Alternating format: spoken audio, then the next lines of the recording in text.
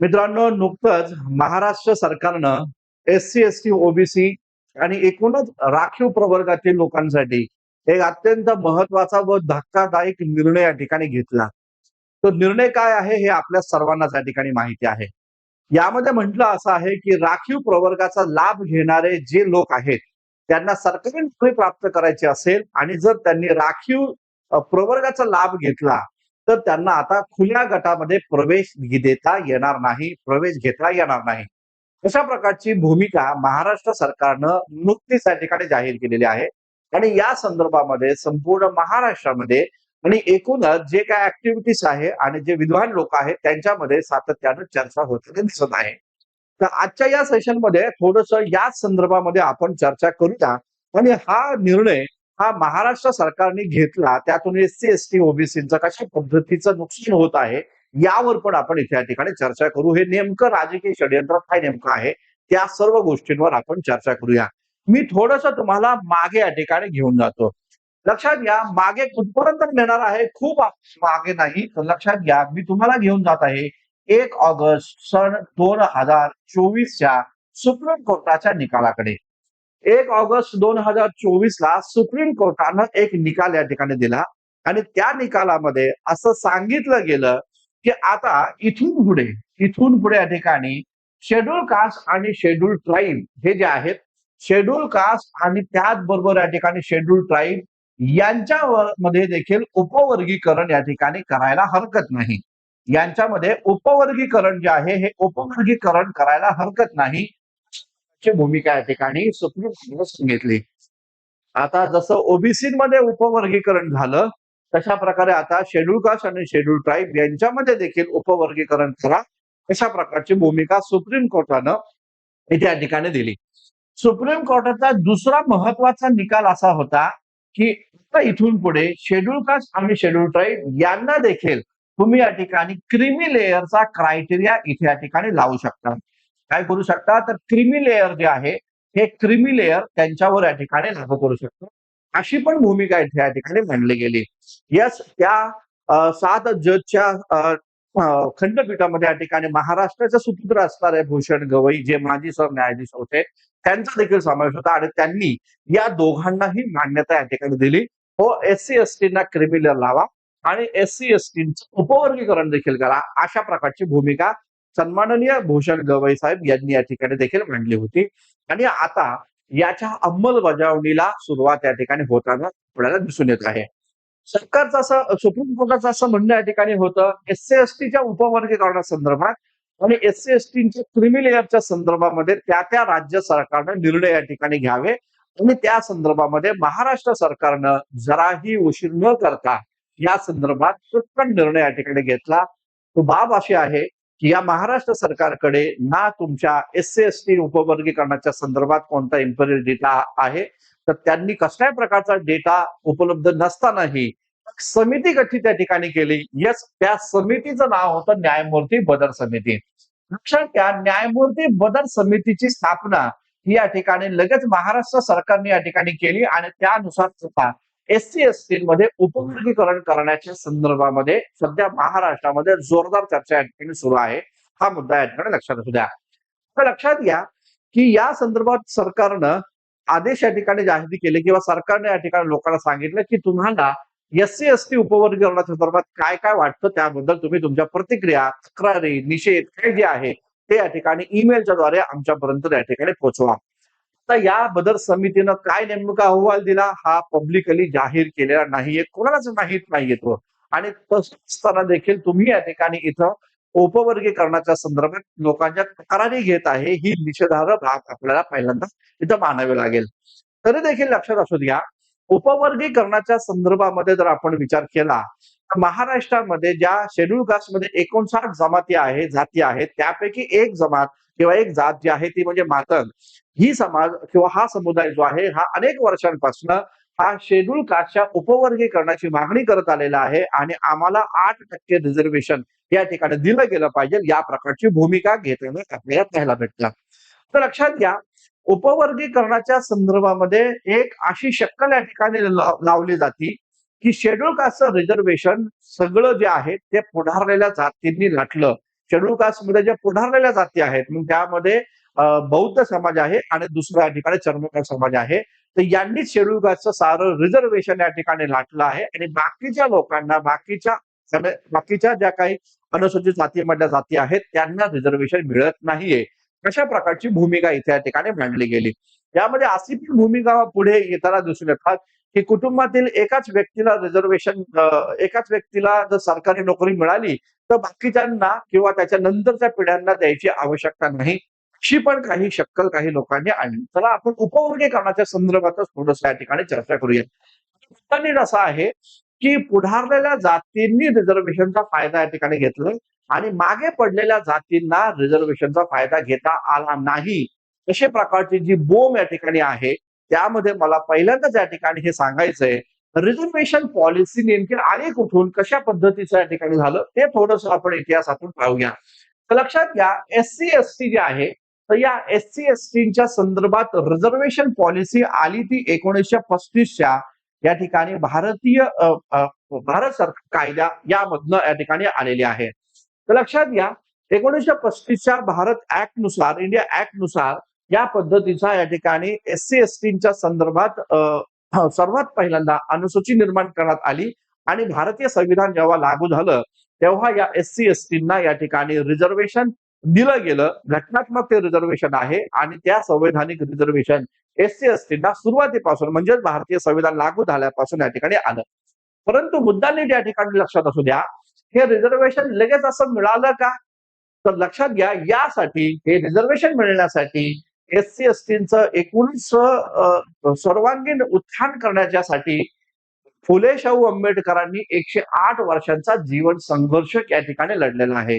महात्मा ज्योतिराव फुल्यांनी सुरू केलेली ही चळवळ ही 1956 पर्यंत बाबासाहेब आंबेडकरांच्या म्हणजे फुले शाहू आंबेडकरांच्या एकूणच सामाजिक जीवनातून निर्माण झालेली आहे, हे या ठिकाणी लक्षात घ्या. आणि मग अशा प्रकारे या शेड्यूल कास्टला, शेड्यूल ट्राईबला जे रिझर्वेशन दिलं गेलं ते या ठिकाणी फुले शाहू आंबेडकरांच्या 100 वर्षांच्या जीवन संघर्षाचा परिपाक आहे की जो यांना या ठिकाणी रिझर्वेशन दिलं गेलं. महत्वाचा मुद्दा हा आपण या ठिकाणी लक्षात असू द्या, या संदर्भामध्ये मला पुणे कराराची पण एक आठवण तुम्हाला या ठिकाणी करून द्यायची आहे. पुणे करार जो 1932 साली या ठिकाणी झाला, तो पुणे करार झाला महात्मा गांधी आणि त्याचबरोबर डॉक्टर बाबासाहेब आंबेडकर यांच्यामध्ये, म्हणून याला गांधी आंबेडकर या नावानं देखील संबोधलं जातं. येरवडामध्ये झाला म्हणून याला येरवडा म्हणून देखील संबोधलं जातं.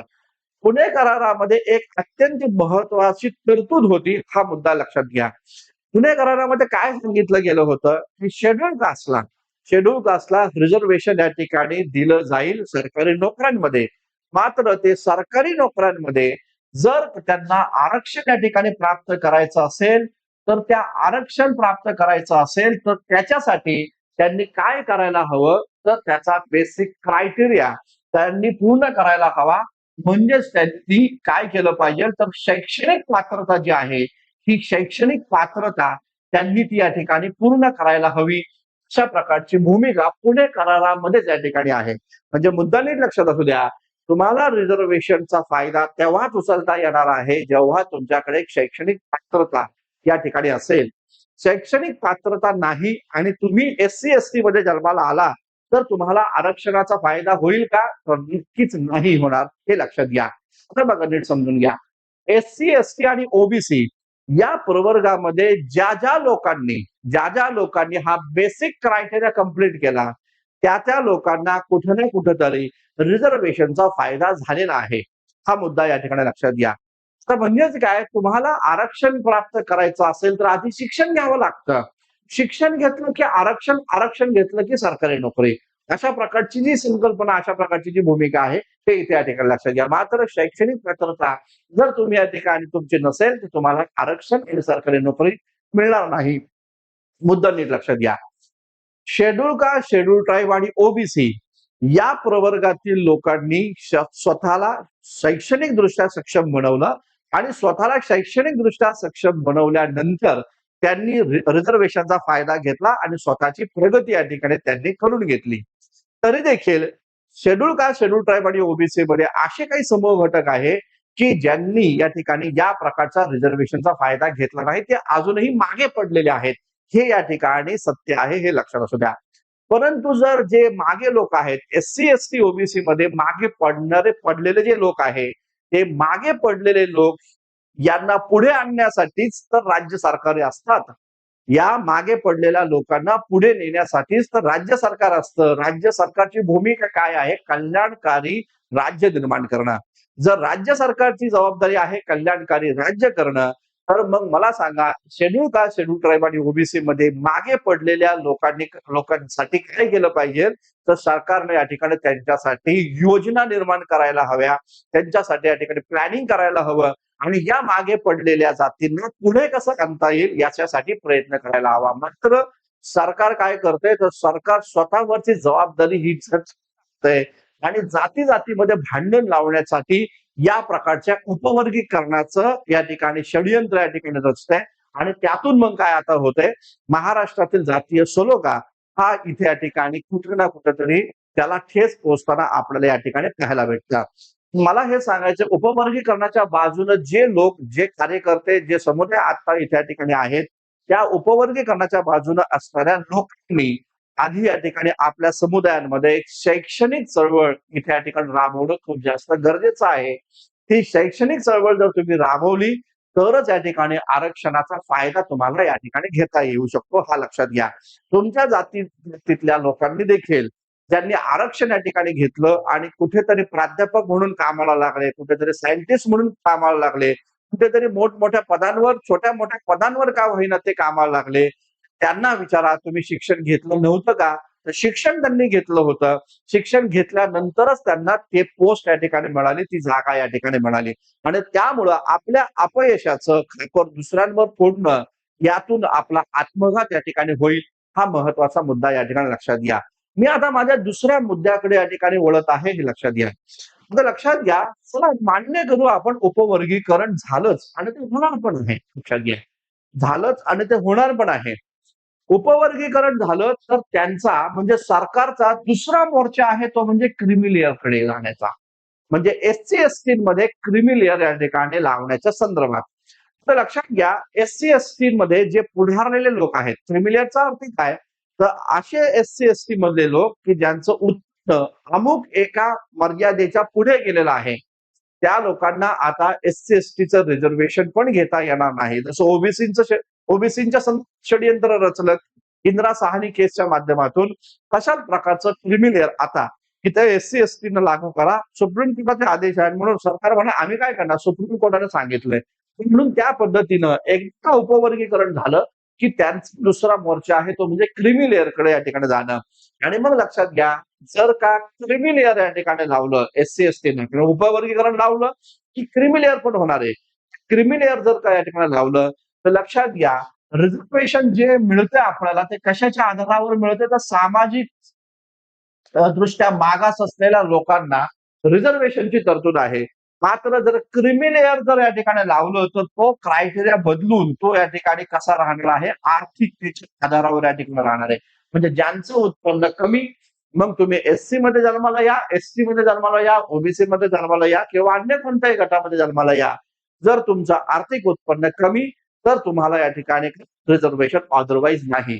एक वेळ अशी या ठिकाणी या देशामध्ये येईल की आता रिझर्वेशन कोणाला, तर रिझर्वेशन सामाजिक दृष्ट्या मागे असणाऱ्या लोकांना नाही, तर आर्थिक दृष्ट्या मागे असणाऱ्या लोकांना आहे. मग मुद्दा असा आहे, हजारो वर्ष जे तुम्ही एससी-एसटी, ओबीसीचं सामाजिक उत्पीडन केलं, जे एससी-एसटीचं सामाजिक उत्पीडन तुम्ही आतापर्यंत या ठिकाणी करत आलेला आहात, तर त्याची भरपाई कधी तुम्ही देणार आहात?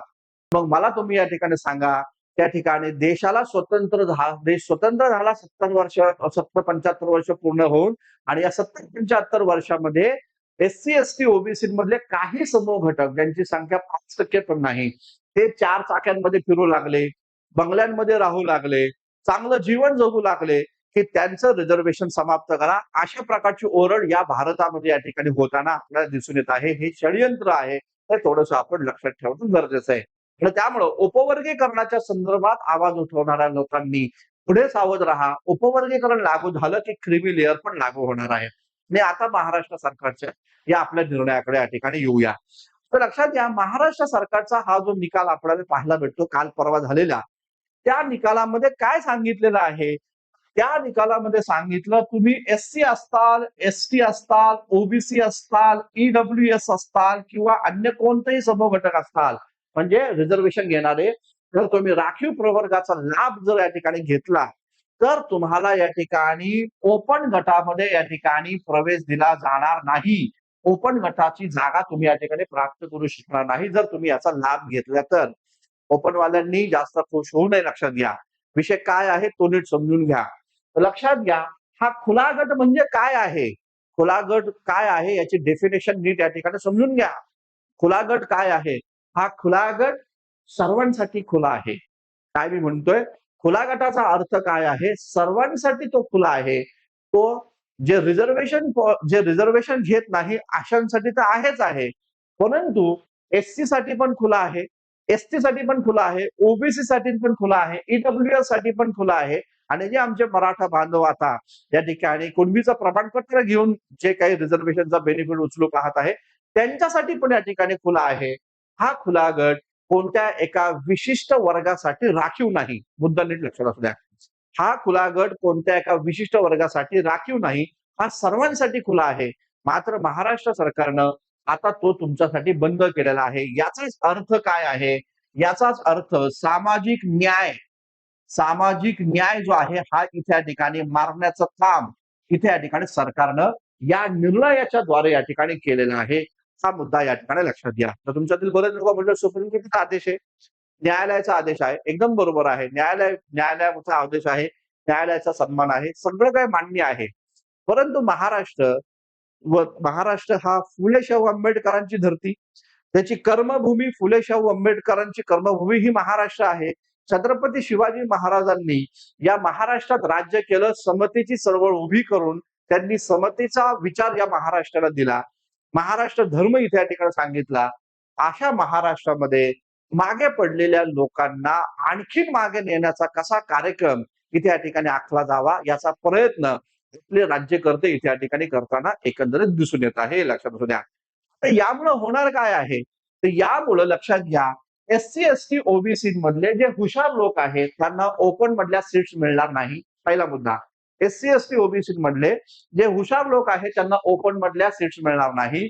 म्हणजे त्यांना कुठल्या सीट्स मिळणार? एससी एसटी ओबीसीचा जो कोटा सरकारने सांगितलेला आहे त्या कोट्यातच त्यांना रिझर्वेशन मिळणार, तीच ते आपली पोस्ट या ठिकाणी मिळवणार.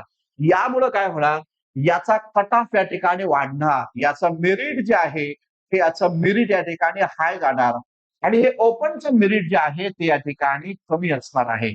यांचं मेरिट या ठिकाणी भविष्यात कमी या ठिकाणी लागणार आहे. लगेच काय होणार आहे? त्याला वेळ लागणार आहे, लक्षात घ्या. इथे कमी मेरिट लागणार आणि इथं हाय मेरिट या ठिकाणी लागणार आहे. अशा प्रकारची व्यवस्था इथे या ठिकाणी निर्माण होणार आहे, हे इथे या ठिकाणी लक्षात असू द्या. याचा दुसऱ्या बाजूनं हा एक मुद्दा मी या ठिकाणी समजून सांगतो. याचा अर्थ असा आहे की शेड्यूल ट्राईब ओबीसी हे कितीही हुशार असले तर त्यांना सरकारनं ज्या काही कोटा ठरवून दिला तिथेच त्यांनी जगायचं, तिथंच त्यांनी मरायचं. त्यांनी इकडे घुसण्याचा प्रयत्न करायचा नाही. हा मुद्दा इथे या ठिकाणी आहे, हे लक्षात असू द्या. आणि हे तुमच्या संवैधानिक हक्क अधिकारांना पायदळी तोडवण्याचा कार्यक्रम या ठिकाणी आहे, हा मुद्दा लक्षात घ्या. परत एकदा मी तुम्हाला सांगतो, एससी एसटी ओबीसी यांना जे रिझर्वेशन मिळालं त्यांच्या बापजाद्यांनी कष्ट केले म्हणून मिळालेले नाहीये. काय मी म्हणतो ते नीट समजून घ्या. एससी एसटी ओबीसी यांना जे रिझर्वेशन त्यांच्या बापजाद्यांनी संघर्ष केला म्हणून मिळालेलं नाहीये. त्यासाठी महात्मा ज्योतिराव फुले, शाहू महाराज आणि डॉक्टर बाबासाहेब आंबेडकर यांनी 108 वर्षांचा संघर्ष केलेला आहे. त्या 108 वर्षांच्या जीवन संघर्षाचं फलित आहे हे तुम्हाला या ठिकाणी इथं रिझर्वेशन पॉलिसी लागू केली गेली आणि त्यातून मग तुम्ही या ठिकाणी स्वतःचा उद्धार केला. तर लक्षात घ्या, महात्मा ज्योतिराव फुल्यांनी तुम्हाला शिक्षण दिलं, शाहू महाराजांनी तुम्हाला आरक्षण दिलं आणि बाबासाहेब आंबेडकरांनी तुम्हाला संवैधानिक हक्क अधिकार या ठिकाणी दिले आणि त्यातून मग देश स्वतंत्र झाल्यानंतर तुमचे 50-100 वर्षांमध्ये 50 वर्षांमध्ये प्रगती होऊ लागली. परंतु जर आता रिझर्वेशन समाप्त झालं तर शिक्षणाकडचा तुमचा इंटरेस्ट कमी होईल. रिझर्वेशन संपलं, शिक्षण तुमचं संपलं, मग परिस्थिती काय आहे? तर परिस्थिती तीच आहे जी तुमची या ठिकाणी या 108 वर्षांच्या जीवन संघर्षाच्या आधीची होती. तीच परिस्थिती तुमच्यावर निर्माण होऊ शकते जर का तुम्ही आज जागे झाला नाही तर, हे लक्षात घ्या. तर या संदर्भामध्ये काय करायला हवं ते पण आपण थोडंसं लक्षात ठेवूया. दोष सरकारचा नाहीये, दोष आपला आहे. कारण आपण काय करतो ते नीट समजून घ्या. बाबासाहेब आंबेडकरांनी किंवा आपल्या घटनाकारांनी या देशामध्ये एक व्यवस्था आणलेली आहे. ती व्यवस्था आहे लोकशाहीची. आपल्या या देशामध्ये लोकशाहीची व्यवस्था या ठिकाणी आहे. साहजिकच लोकशाहीची साधी व्याख्या काय आहे? तर लोकशाहीची साधी व्याख्या आहे, लोकांनी लोकांसाठी लोकांकरिता चालवलेलं राज्य. लोकांनी लोकांसाठी लोकांकरिता चालवलेलं राज्य आणि या लोकशाहीचा उद्देश हा वेलफेअर स्टेट असला पाहिजे, कल्याणकारी राज्य असलं पाहिजे. दबलेल्या, पिचलेल्या दुर्बल समुदायाला वर आणण्याचं कार्य हे लोकशाहीमध्ये होतं, हे या ठिकाणी लक्षात घ्या. आणि लोकशाहीमध्ये काय असतं या ठिकाणी, लोकशाहीमध्ये या ठिकाणी निवडणुका या ठिकाणी असतात.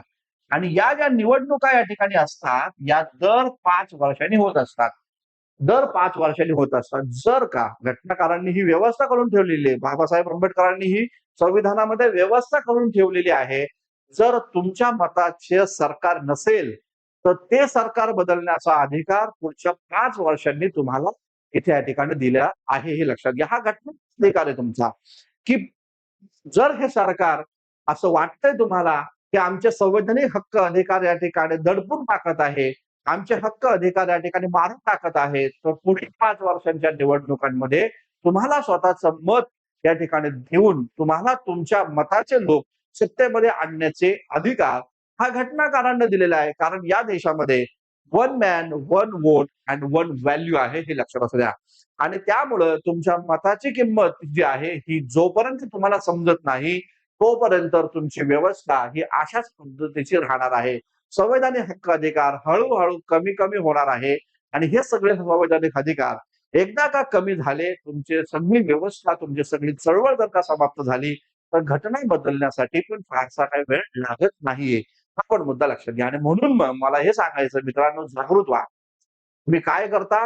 निवडणुकांमध्ये पैसे घेता. निवडणुकीमध्ये तुम्ही ₹500 ₹200 ₹100 कोणी कोंबडीचा लेग पीस दिला खायला तर त्याच्यावर, कोणी वडापाववर, दारूच्या पव्यावर तुम्ही आपली मतं विकत आलेला आहात. लक्षात घ्या, सर्वात पहिल्यांदा जर काय करावं लागेल आपल्याला, तर सर्वात पहिल्यांदा आपल्याला या ठिकाणी सेल्फ रिस्पेक्ट मूव्हमेंट चालवावी लागेल. सेल्फ रिस्पेक्ट मूव्हमेंट उभी करावी लागेल.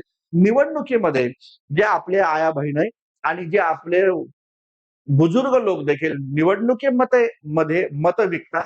ते मतं विकणं तुम्ही या ठिकाणी थांबवा. जोपर्यंत तुम्ही मतं विकणं थांबवत नाही आणि आपल्या विवेकाला जागृत करून तुम्ही या ठिकाणी मतदान करत नाही, तोपर्यंत लक्षात घ्या, या देशामध्ये तुमचं काही होणार नाही. बाबासाहेब आंबेडकरांचे 2 कोटेशन फक्त मी आजच्या या दिवशी तुम्हाला सांगतो. एक कोटेशन आहे 1944 चं. मद्रासमध्ये शेड्यूल कास्ट फेडरेशनचं अधिवेशन भरलं असताना बाबासाहेब आंबेडकरांनी भूमिका मांडली, की तुम्हाला या ठिकाणी काय करायचंय, आमचा अंतिम उद्देश काय आहे, तर या देशाची शासनकर्ती जमात बनणं हा आमचा अंतिम उद्देश आहे. आणि दुसरं महत्वाचं कोटेशन असं आहे, ते म्हणजे बाबासाहेब आंबेडकरांनी संविधान सभेमध्ये भाषण केलं. त्यामध्ये त्यांनी असं सांगितलं, की संविधान हे कितीही चांगलं असलं आणि संविधान लागू करणारे लोक जर चांगले नसतील, तर त्या संविधानाचा फायदा नाही. आणि संविधान कितीही वाईट असलं आणि जर ते लागू करणारे लोक चांगले असले, तर त्याचा उत्तर ते संविधान अंतिमतः श्रेष्ठ आणि चांगलंच या ठिकाणी ठरतं.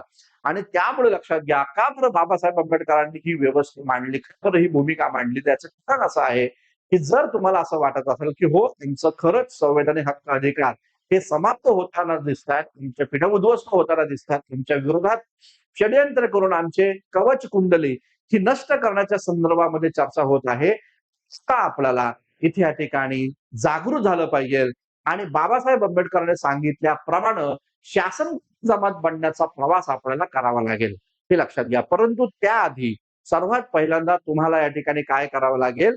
सर्वात पहिल्यांदा तुम्हाला त्याआधी या ठिकाणी करावं लागेल ते म्हणजे सेल्फ रिस्पेक्ट मूव्हमेंट उभी करणं, स्वाभिमानी आंदोलन उभी करणं, मतं न विकण्याची चळवळ या ठिकाणी उभी करावं. तुम्हाला सुरुवातीला या ठिकाणी लागेल. आता तुम्ही म्हणताल काय एवढी लाँग प्रोसिजर करायची काय? हो, ही एवढी लाँग प्रोसिजर आहे. ही एवढी लाँग प्रोसिजर आहे आणि ती तुम्हाला जलद गतीनं करावीच लागणार आहे. हा मुद्दा इथे या ठिकाणी लक्षात घ्या. आता मोर्चे, आंदोलनं काढून काहीही होणार नाही हे लक्षात घ्या. कारण मोर्चे आंदोलन खूप वेळा काढले, रीडर्स प्रकरणात काढले, नामांतराच्या प्रकरणात काढले, खूप साऱ्या लोकांनी, खूप समूह घटकांनी आपल्या रिझर्वेशनसाठी पण काढले, मोठमोठे मोर्चे काढले. या मोर्चांमधनं, या आंदोलनातून फक्त पोलीस केस होतात, लोक आपले तुरुंगात जातात, यांनी काय होणार नाहीये. ते आता लाँग टर्मवर तुम्हाला या ठिकाणी काम करावं लागेल. काहींचं असं म्हणणं आहे, मग आपले प्रतिनिधी कुठे गेले? आपले प्रतिनिधी कुठे गेले? महाराष्ट्र सरकारमध्ये आणि त्याचबरोबर या ठिकाणी असणाऱ्या केंद्र सरकारमध्ये जे आपले प्रतिनिधी आहेत, ते कुठे गेले? ते का बोलत नाही? अरे बाबांनो, हे सर्वजण पुणे कराराची पैदास आहे. ही सर्व लोक पुणे कराराचे पैदास या ठिकाणी आहे. बाबासाहेब आंबेडकरांनी यांना या ठिकाणी दलाल आणि चमचे या शब्दामध्ये या ठिकाणी बोललेले आहेत. त्यामुळे हे लोक तुमचं या ठिकाणी कधीच कल्याण करणार नाही. हा मुद्दा या ठिकाणी लक्षात घ्या. समाजाचं हित पेक्षा यांना व्यक्तिगत हित महत्वाचं आहे आणि हे लोक ज्या पक्षातून निवडून आले त्या पक्षाच्या या ठिकाणी अध्यक्षाचा आदेश आल्याशिवाय हे लोक या ठिकाणी जेवण पण करत नाही.